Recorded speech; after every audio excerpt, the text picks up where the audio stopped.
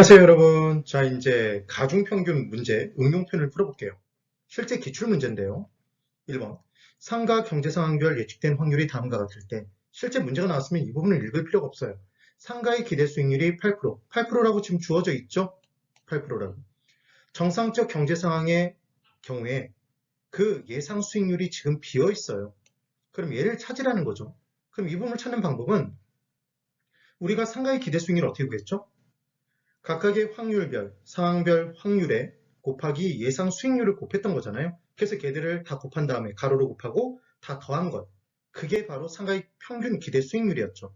그러면 곱하는 거예요. 4 곱하기 0.1을 하면 얼마가 나오죠? 0.8이죠.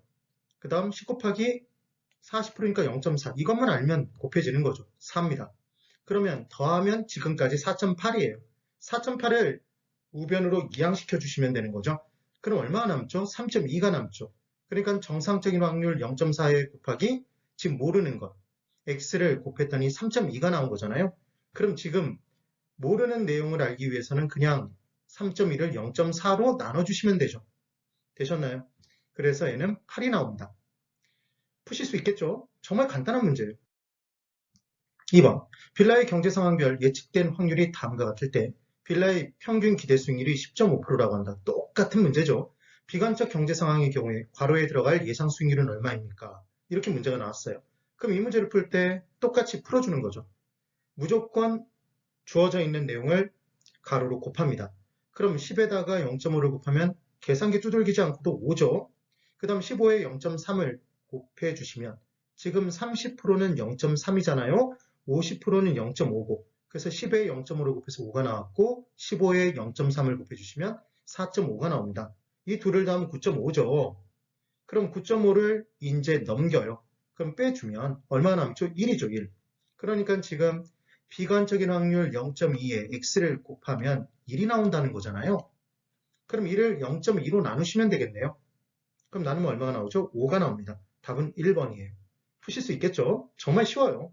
그 다음, 네, 이제 3번입니다.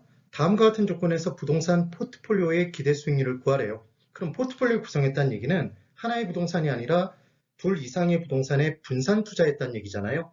그럼 얘를 구하는 방법은 포트폴리오 평균 기대 수익률은 각 개별 투자 안에 평균 기대 수익률을 가중 평균한 값이 되는 거죠. 근데 그때 포트폴리오 비중이 A 부동산과 B 부동산 50% 50%래요. 그럼 얘는 산술 평균한 값과 똑같잖아요. 그냥 더하기 해주고 그리고 2로 나눠줘도 똑같은 결과가 나온다고 말씀을 드렸습니다. 그럼 A 부동산의 이제 평균 기대 수익률을 구해볼게요. A 부동산은 불황일 때 예상 수익률이 지금 20%래요. 그렇게 될 확률이 60%랍니다. 그럼 0.6을 곱해주겠죠? 그럼 얘는 12가 나올 거예요. 12. 그 다음 호황일 때는 60%에 곱하기 그렇게 될 확률이 40%니까 0.4를 곱해주시면 24가 되겠죠. 그럼 12에 24를 더하니까 36이 나올 거예요.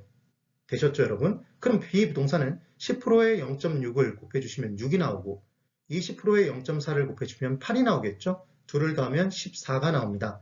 그럼 이 둘을 이제 더해서 얼마로 나누면 2로 나눠주면 되죠. 그럼 50을 나누기 2 했으니까 25가 답이 되겠네요. 여러분 참 쉽죠?